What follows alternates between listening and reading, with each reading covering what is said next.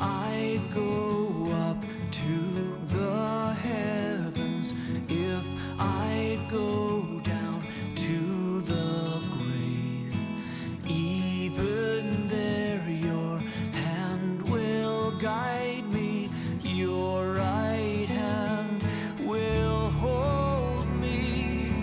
I will trust you, Lord.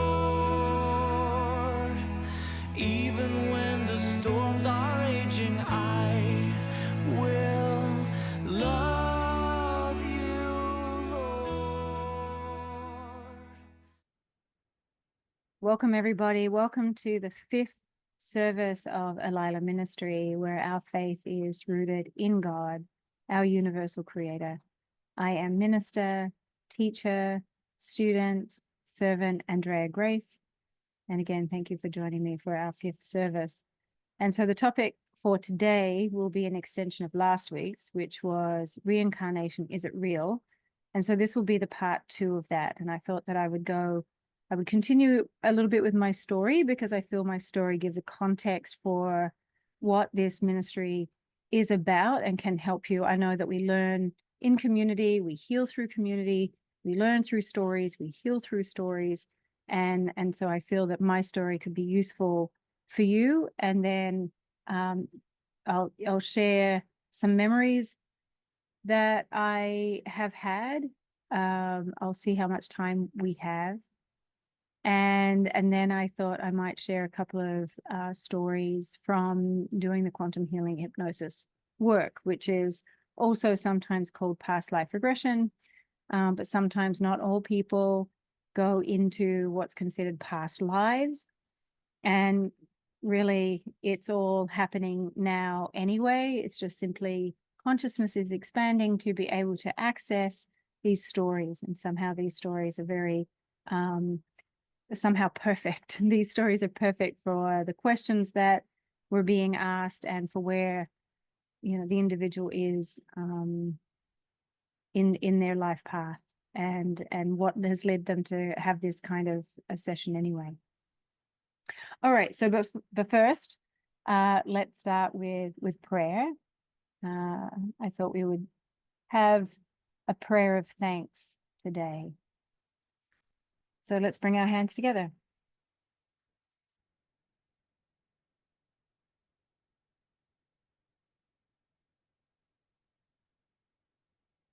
Dear Lord, as I come before you today, hear my prayer. I'm not here to ask for anything, but to simply say thank you. Thank you for the gift of this life and the lives of my family, my friends. Thank you for my work and for all the good, delicious, amazing food you provide for us. Thank you for your strength, the health you've given us. Thank you for giving us a place to lay our heads, to feel safe. We are truly grateful. Thank you for your traveling mercies, for being our shepherd through the dark times. We want to say thank you for saving us from our own traps when we listen, when we connect. Thank you. Thank you for saving us from the traps of our enemies. We thank you and we give you all the glory and adoration for all that you do for us. I am humbled by your grace and your everlasting love for me. Thank you. Amen.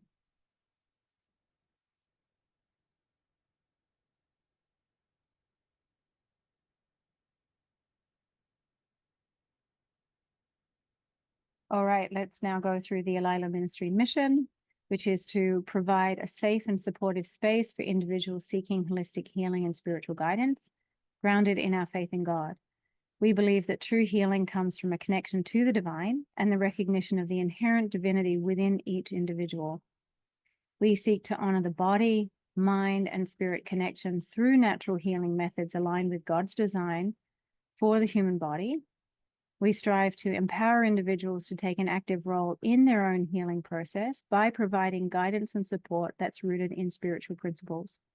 And we aim to create an environment that fosters compassion, connection, and growth. Through our work, we hope to inspire others to deepen their faith in God and discover the transformative power of spiritual healing. Okay. And so last week we had touched upon how reincarnation appears in the worldview of many of the world's religions. And we also looked at how the memories appear oftentimes in children when children are still young, still open, around 2 years old, 3, 4, when they start to be able to articulate these stories. And so somehow these stories are accessed by the consciousness and then are able to be expressed. And so really what we're finding here is that there is a non-physical part of consciousness that has many experiences, has new lives. And for us, because we exist in a time-space continuum, a time-space reality, then based on our interpretation, it has to be in the past because it's not now, even though the memories, the storytelling is actually happening in the now. And we also saw through the videos that I shared last week that there are records of children all over the world who have shared memories of these past times or have the ability to be able to connect with these stories in another time, in another place. And these children, what we also learned was that these children are born into families that both may have the belief or may not have a belief, not subscribe to the point of reincarnation as part of their worldview. So what's interesting about that is that the phenomena exists outside of personal beliefs. And I think that this is the direction of today's service. And so the information that I'll share with you is intended to help answer some questions perhaps, but also it's based on a recognition that we learn through stories, we heal in community. And so this is, even though it's an online community, just know there is a community here that want to know the truth, want to explore the capabilities of consciousness. All right, so where we left off was that I had just crossed paths with the Hare Krishnas, and I had received, I didn't share the detail, but actually I was gifted the book. And so I shared how I had read the book Autobiography of a Yogi, and then that had served to give me a piece of the puzzle that contributed to my worldview. So my worldview as it was that there is an intelligence, something magnificent beyond myself that is wise, is supportive, is beautiful, seems to be organized, and that I also knew at this time that I'm not the thinker of my thoughts, that thoughts come in. And I also was aware of the fact that even though death is horrible for the people that stay, it seemed to be a pretty mundane thing for the people that go. That had been my direct experience, and I had shared those stories in the previous services. So this is where I'm at. And so somewhere along the line too, at school, a teacher had shared that, and I think she was probably frustrated with us, I'm not sure, but she had shared that we only use a certain capacity of our brain. I forget the exact percentage that she had said, but apparently we only used a certain percentage of our brain. And so that had me thinking, well, so what do we do then with the other part? What's the other part of our brain doing if we're not using it? And I didn't know the word consciousness. I didn't know the word awareness at that time.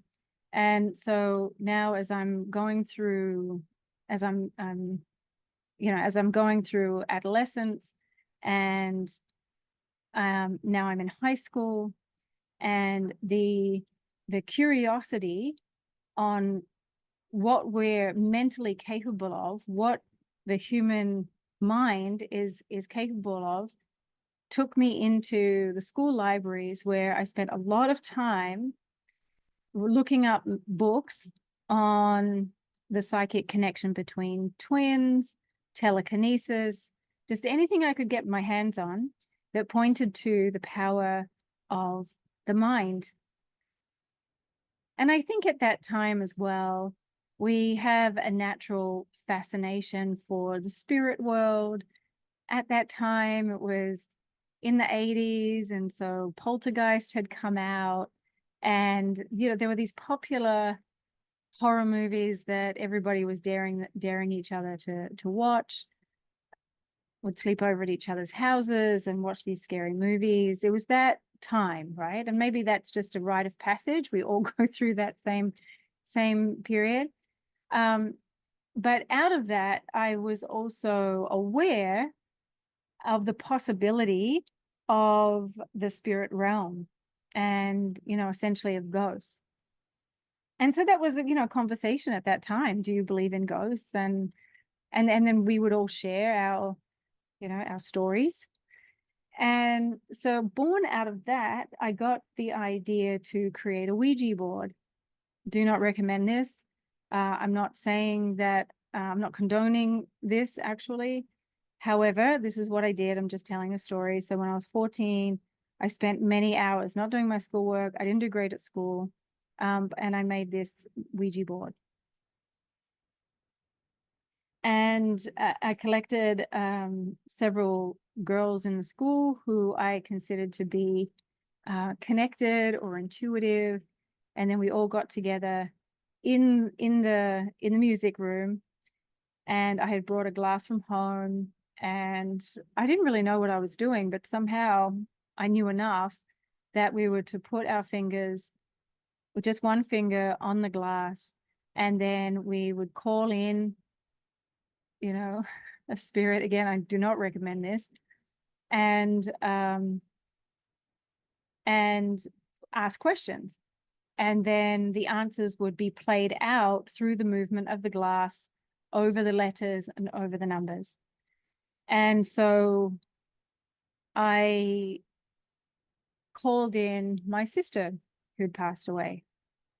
And honestly, the feeling that I had brought into it was simply a game, simply a fun experiment. But what happened frightened me to bits. And so I called in my sister. I don't remember the words that I had used. And then I asked the first question, and the glass, to our shock and horror, started to move. And the letters and the numbers that it gave were accurate. And the agreement, and one of the reasons why I had picked the girls that I had picked, because most of them, one very dear friend of mine was there who knew my story, but even so, I had asked, one of the questions I had asked was for my sister's middle name. And I don't think that this really dear friend of mine knew her name, knew her middle name. But so the Ouija board, the glass rather, moved along the Ouija board and spelled out her name. And then I asked her birthday. I asked the date for when she passed away, and it all got spelled out on the Ouija board. So I was really shocked by this experience. I scared myself. I'd scared myself. And when I got home, I threw the Ouija board behind my dresser and I never thought of it again. And it brought up so much hurt, so much grief, because we really didn't express our grief well in those days. We didn't have counseling. They didn't check in on us really. It was just it happened. It was sad. It was terrible. Your family loves you and off you go to school. So, and I'm bringing this up to say that based on that experience, it to me was proof. Again, I'm 14 years old. It was proof that there was life after death, I suppose. And at that time, it wouldn't have occurred to me that it was anything other than my sister answering those questions. So it was conflicting. It was both terrifying, relieving, but I think mostly heartbreaking, because it just brought up the loss to the forefront. So okay, so this comes around to the first life that I had recall on. And I'm bringing this up, I'm tying these two stories together. Now it's many, many, many years later. And so I'm going to kind of weave the story a little bit, but it was many, many, many years later. And I had gone to a practitioner. I was already here in New Jersey. I'd gone to a practitioner who I knew took you through a process of remembering past lives. And I didn't have any expectations, but I had come with a couple of questions, and the guidance was gentle and lovely, and it's like a guided visualization.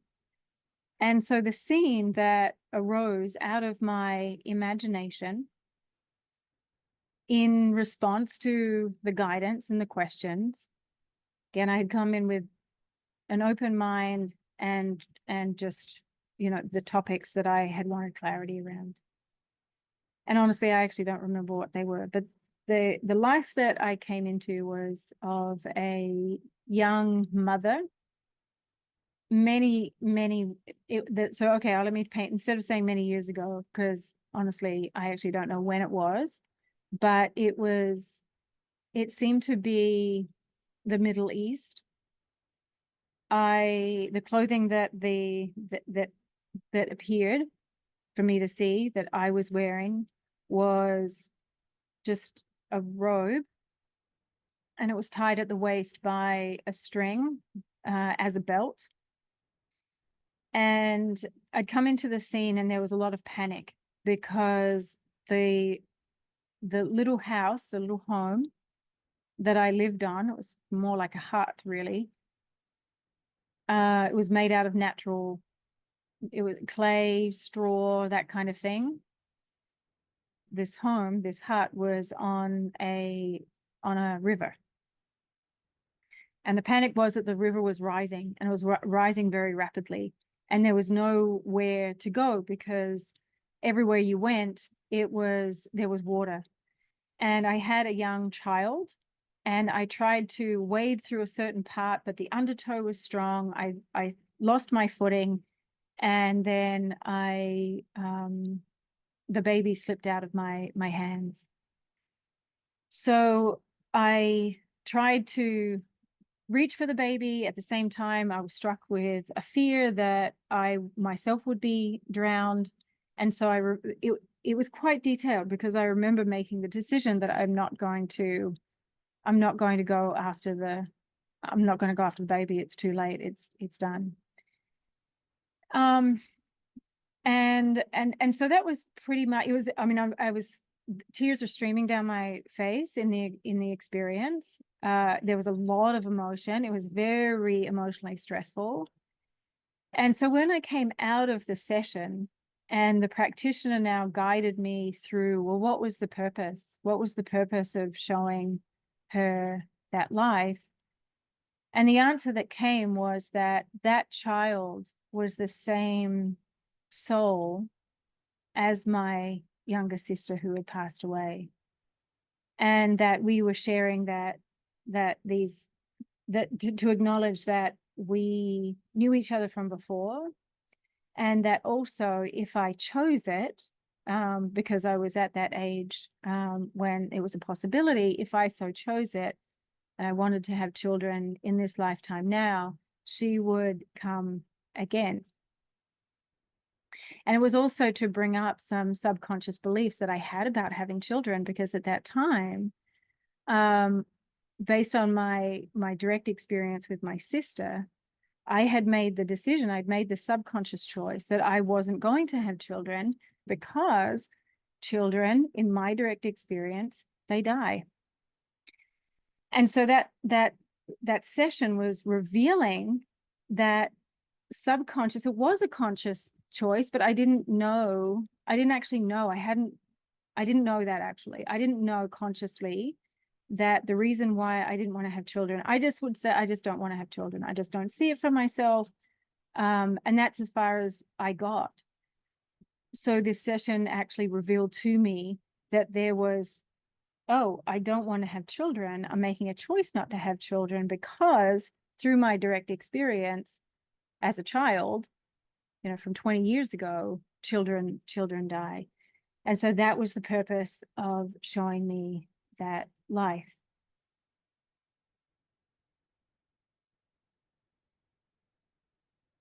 So what I want to convey is that when you access these stories, when consciousness expands from this lifetime story, and consciousness expands and connects with another story, and then it brings that story in through the senses. We have our five senses, right? That we can see, we can smell, we can taste, we can hear, we can touch. So those five senses exist in the non-physical. And so we can engage the senses in the non-physical to have this very visceral experience. And the way that we know that we're connected to it is the emotion. Because, I can tell somebody else's story. I could tell that story or similar story based on a friend, right? So a friend tells a story and then I tell the story and it doesn't hit me. But these stories hit you because they're personal. Somehow these stories are specific to your themes, your beliefs, your soul contract, your lessons that you came here to learn. And they are, they're perfectly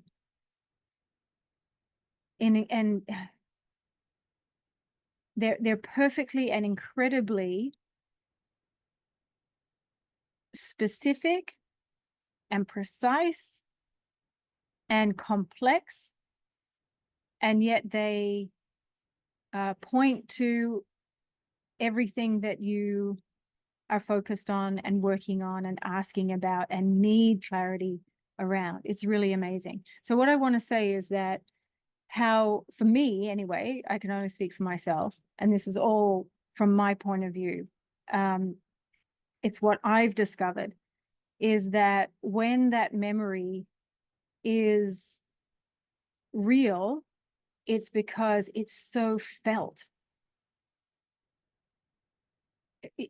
I was a mess in this woman's office, in this woman's space. I was a blubbering mess. All the grief that hadn't been expressed from my sister's passing then was able to be expressed because through her facilitation, I had been gifted these memories to help release that, but then also to give me clarity that the reason why I had decided, it turns out at the age of 11 or 12, or right then and there at the age of 10, that, yeah, I'm not going to have children.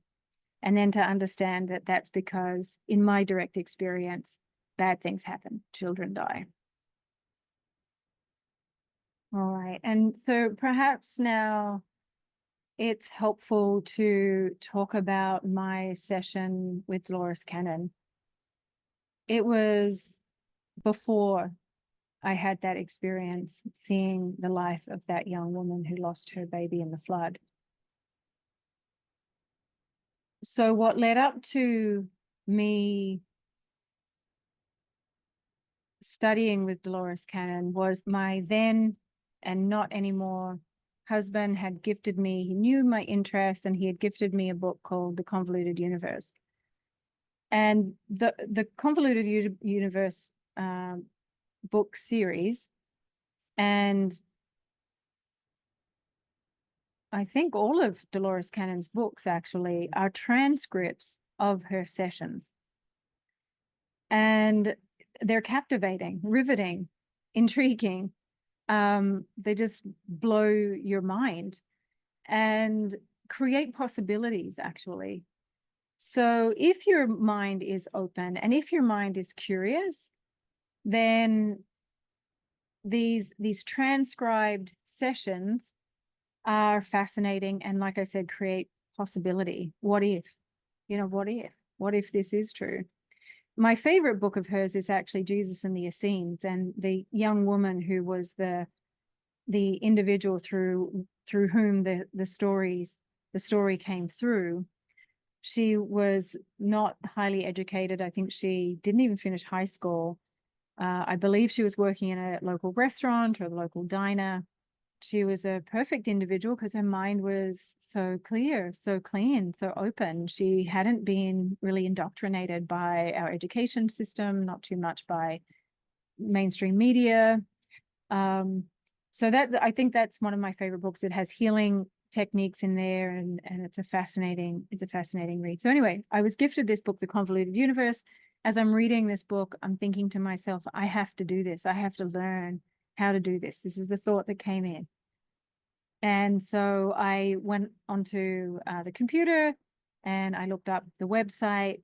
And at that time, Dolores Cannon was not teaching anyone who was not already a certified hypnotist. So I signed up for hypnotherapy training. I wasn't honestly that interested in it. The hypnotherapy training did include past life regression work, but I really was just doing it as a means to an end.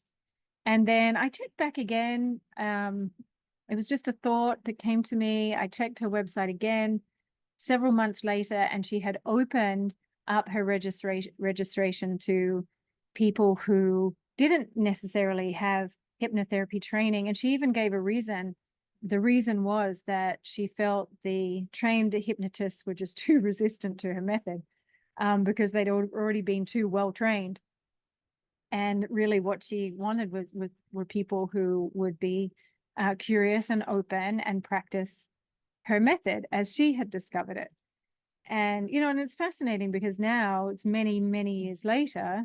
So I took that level 1 class with her in 2007.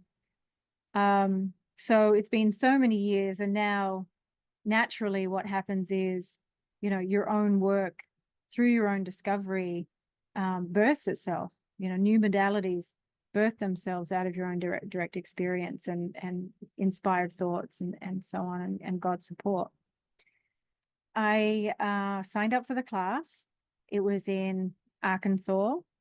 And as part of that, I also signed up for a session, to have a private session with her. So I had taken the class. So luckily, I was able to get a session the next morning, and it ended up being a 5-hour session. I had come with my questions. She was very generous she just said, come with all of your questions, write all of your questions down. We'll get through all of them. And, I don't do that. I say, narrow it down to 6 questions. You get 2 or 3 freebie questions. So it'll be like 9 or 10 questions altogether. And, so I had come in. Oh, it's so funny, actually. So I've tweaked my knee. A lot of you know that I've tweaked my knee. I tweaked it in February. And so that's a project that I'm working on. And but that was, it was a question I had back then as well, I'm remembering.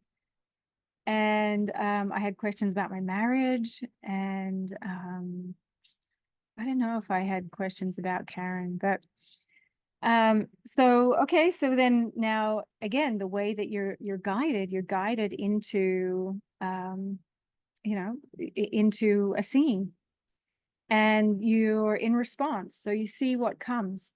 You see what comes. It's not like your imagination is constructing something. It's more that the question is asked and the impressions come, and then it's your job to do your best to be able to describe it. And it feels almost whimsy at first, and I don't feel like I'm a particularly good subject. I have personally had much better subjects than me. I feel that my critical mind was right there and listening. Even so, impressions came in response to her questions. And I do have the recording of my session, but the recording is quite low. It's hard to hear. And what the scene that I entered into was the scene was it was almost like Roman, in that there were these massive travertine or unfinished marble slabs, massive, and these massive pillars. And then as we took stock of where we were, it turned out that this platform that went kind of deep into this mountain was on a mountain face. So if you turned around and looked out, actually everything was down there below you. But then it turned out it was very down there below you. It was very, very far, like the Himalayas or something like that. So it turns out, she asked if I'm a man or a woman, and the answer that came out of me, and it's not something that I would naturally say, but the answer that came was neither. But if there needed to be appearance, it actually would appear as a man. And then it transpired that, okay, let's go to an important day, and that suddenly I was in this amphitheater and I was teaching and looking, and I was, so in the scene, I was able to send my mental images kind of into this IMAX type dome, and then the students were able to see, and it was quite sci-fi. And then the next important day was a meeting, and Dolores was trying to ask, well, can you hear what they're saying? And I couldn't hear what they were saying. And then she asked at the end, so let's go to the last day. Let's go to the last day of this life that you're looking at and seeing. And it seemed to be that the purpose of this teacher was to teach the beings who are coming down to be the teachers.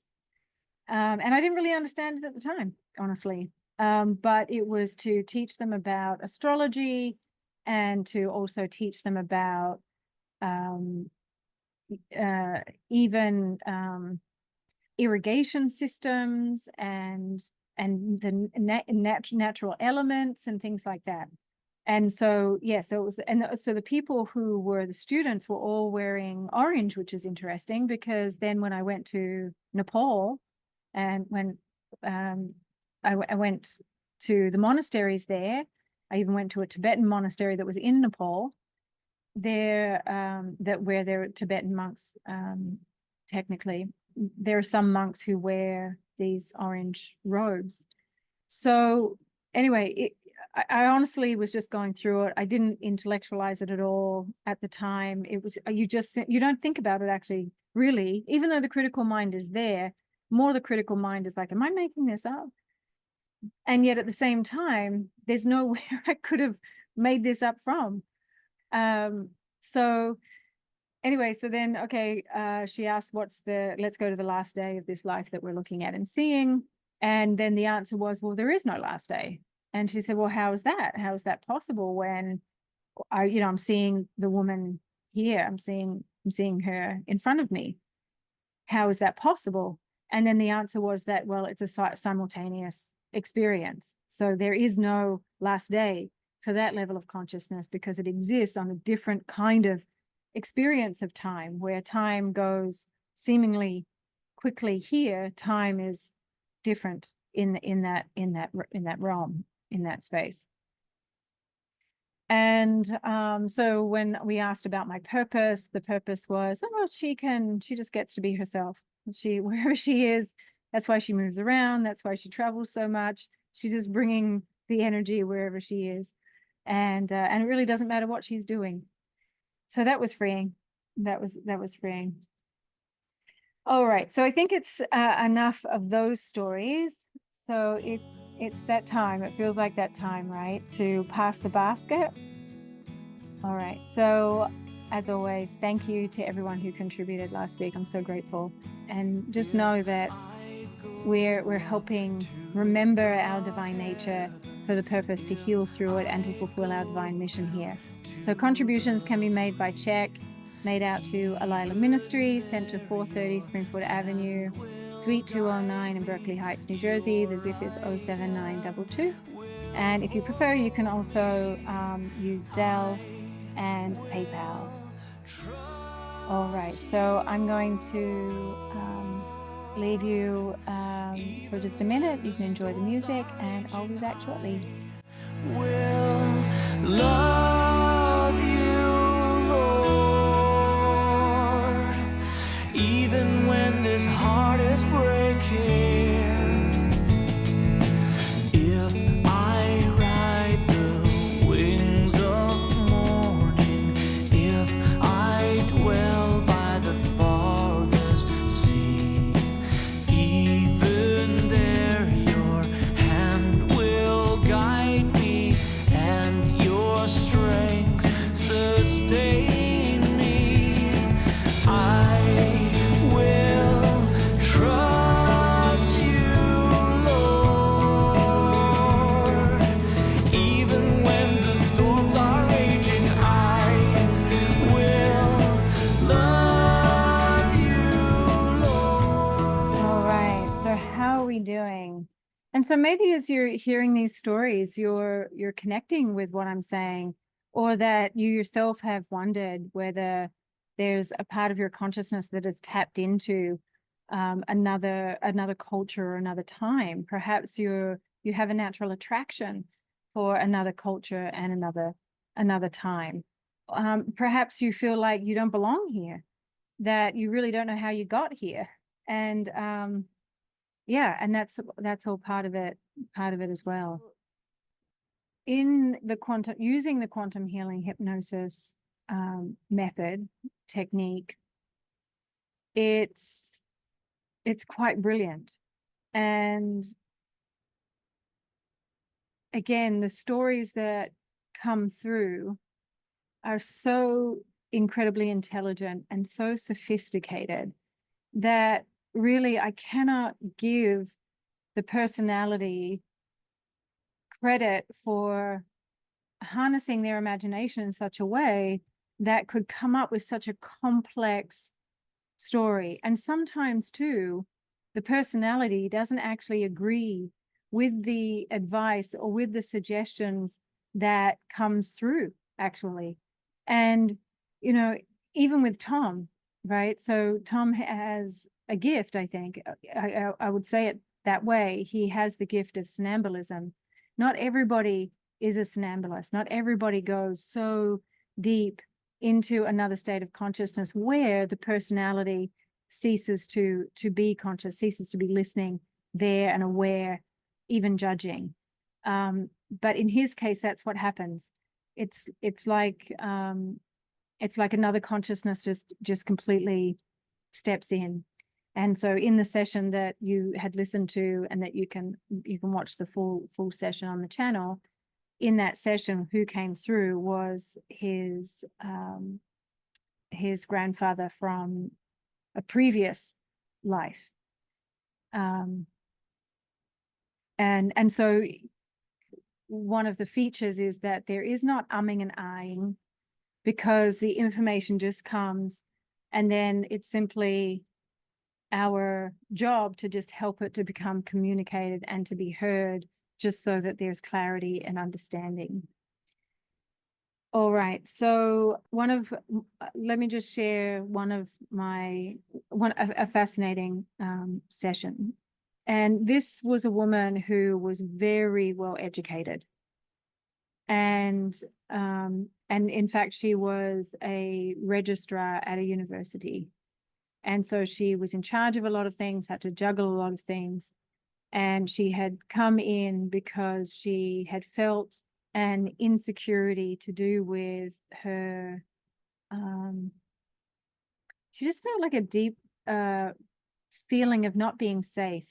She noticed that while she was very, very capable at work, in her home environment, she was quite dependent on her husband, even to the point where she was incapable of taking her own action. There was this terror inside of her. So we go through what's called the induction, and then she arrives in a scene, and it's kind of like a jungle environment. And then in this process, we asked, to look down at your feet and tell me what you see. And in this case, she saw what was described as primate feet, like a gorilla. And so then we looked at the body, and sure enough, she was a gorilla, a primate. And what happened is, as the consciousness started to integrate and calibrate with that level of consciousness, this articulate, intelligent, highly educated woman started speaking as that being in monosyllabic phrases. So, for example, so we were getting a sense of the scene, and it came out that she was quite stressed. And I asked, well, what's the problem? And she uttered, my baby, not here, lost. And so as it transpired, it was very difficult. It was a very difficult session because she now no longer really was speaking English. And it turned out, it was so difficult because it turned out that she had to choose. She had to choose her pod. I'm not sure what they're called actually, but the group, her tribe, they were moving on, and she had to choose to stay alone. And now it's just occurring to me that this is fairly similar to the story that I shared in the last service. But regardless, she chose to stay, to remain behind in order to find her baby. We go to an important day, and yeah, I'm remembering now too that as we were exploring the scene, what was she eating? And she had found this fruit that she was eating off of the tree. But again, it was like pulling weeds, getting this information out, because she really wasn't speaking fluent English anymore.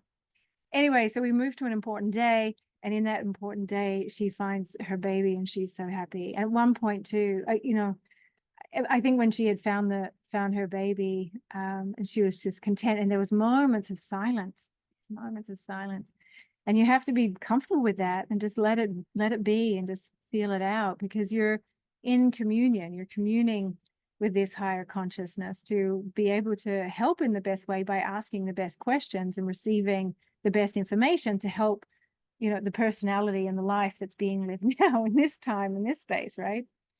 And so she says, I said, oh, okay, what are you doing now? Oh, playing. Oh, how are you playing? What are you playing with? Toes. Oh, it was so sweet and so endearing. Anyway, so what we discovered though was that the part of her that was so insecure in terms of within the context of the family dynamic, apparently stemmed, or at least this storyline was helping her have clarity around that. There was something that needed to be healed. There was that she, well, actually, I mean, more how I saw it at the time was that it was so embedded in her root chakra, which archetypally could be considered on par as that primate part of our consciousness. And so that was the story that was the story that came through from that perspective. But what's so amazing, astounding, is the shift in the language. And that's what I wanted to impress upon you with these stories. I have so many magnificent, miraculous stories. So let me tell you about a spontaneous, miraculous healing. So a young girl, she had come in because she was at the period where in her stage of her life, where she wanted to think about and start having children. And it wasn't happening easily. And so but that was one of her questions. So what was the block? What was stopping her from having children? And she had gone, and because there had been difficulty, she had gone and received an ultrasound, and the ultrasound had shown that her uterus was septated, which means it was had kind of closed in on itself, and that there wasn't really room for a baby. And so that was one of the reasons too that she was coming for the session, because she was facing possible surgery, and she wanted to know if she could avoid that experience, or what's the best course of action. She also talked about part of her family dynamic with her parents, and then that had a bearing also on the session. All right, I may as well share those details. So she had felt that her mother somehow hated her. She had a brother as well, but that was she couldn't put her finger on it. She felt like it was illogical, because that's not what mothers and daughters do, but that's just the feeling that she had had. And then she also felt that her dad was, he never did anything inappropriate, but there was just something that wasn't quite comfortable for her about how the dad looked at her and talked to her and things like that. So when she arrived into the scene, it was around the 1600s in Amsterdam or Belgium, somewhere like that. And she was the housemaid. And so it transpires, as we're going through into these important days, it turns out that she had become pregnant by the man of the house, and they had not had their own children. As we keep moving forward in the story, the wife finds out, is angry, and then together, this is not very pleasant, so maybe I should put a warning on this. They conspire then to get rid of the girl, but take the baby. And they used a knife to do that, and then they left the body in the woods, because we always go to the last day. We saw the last day. We're able to look at it as an observer, and we see, what happens to the body. We look at that, because by seeing that, what happens to the body, there's a recognition that, well, I'm not my body, because I can see what's happening with my body. And it's so, that's one of the most incredible gifts. And I think that's actually the gift, like I shared in the Easter service, of what Jesus was showing us when he died on the cross. He wasn't dying for our sins. He was dying to show us that death is not to be feared, and that there is everlasting eternal life through the soul, and through the soul's connection with God as God. And so that's what it's for. And so for me, it's consistent. For me, it's supportive. And okay, so so they had left the body in the woods. And okay, so now we ask, well, what was the purpose of showing her that life? And it turned out that septated uterus was remembered. So somehow it had been replicated in her biology now as this young woman. And then we learned, so is there anyone from that lifetime that she knows in this lifetime now? And it turned out that the woman of the house was her mother in this lifetime now, and that the father of the house was her father in this lifetime now. So they were still playing out their roles, and healing from that, like having to be together as a soul family to heal from that. Goodness. So here's the miracle though. So when she went for her pre-surgery ultrasound, as they were, checking and preparing, they actually had a different result. And the result was that the uterus was just merely dimpled. And so somehow the biology had recalibrated through this realization, or through bringing to the consciousness, the themes, the subconscious themes that somehow had influenced her body. And so, here what's coming to me now is just to share with you that we have these different layers where we can heal. So we hold these beliefs that can cause dis-ease, mental dis-ease, emotional dis-ease, and disease in the body on these different levels. So it could be from this lifetime, right? So I gave you the illustration that I made the decision that I was not going to have children in this lifetime because children die. That was a conclusion that I drew from this lifetime, but it also had a connection with the past lifetime, with the story of the young woman that I shared. Now, the next level is that you can inherit things down your family line. So it's this storyline down the family line, and it's innocent. You're innocently inheriting the subconscious conclusions, protections, thoughts that keep us safe, protected. They're protections to keep us safe and small and the same, but then can ultimately cause disease, actually, because they're false protections, because they're actually not based on reality. They're just based on perceived reality. All right, and so then the third one is the past lives. And so that's why this work is so amazing. And then the final one is that it could be a soul contract. It's something that you came here to experience, and you'll keep. So let's say that the theme that you need to experience and then overcome and still come out of it, strong and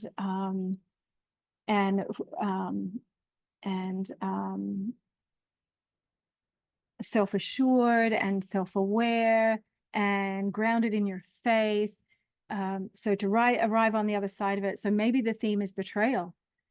And so you'll consistently have meeting situations where you're betrayed, and still the invitation there is, can we pop out on the other side of that without the victim, without self-destructive tendencies, without the saboteur, without the martyr, and come out of it, pop out of it, grounded in our faith, still aligned with living, a good, ethical, moral life, rather than choosing to take those betrayals and then use them to feed the victim, or and then be a perp to perpetrate that onto others.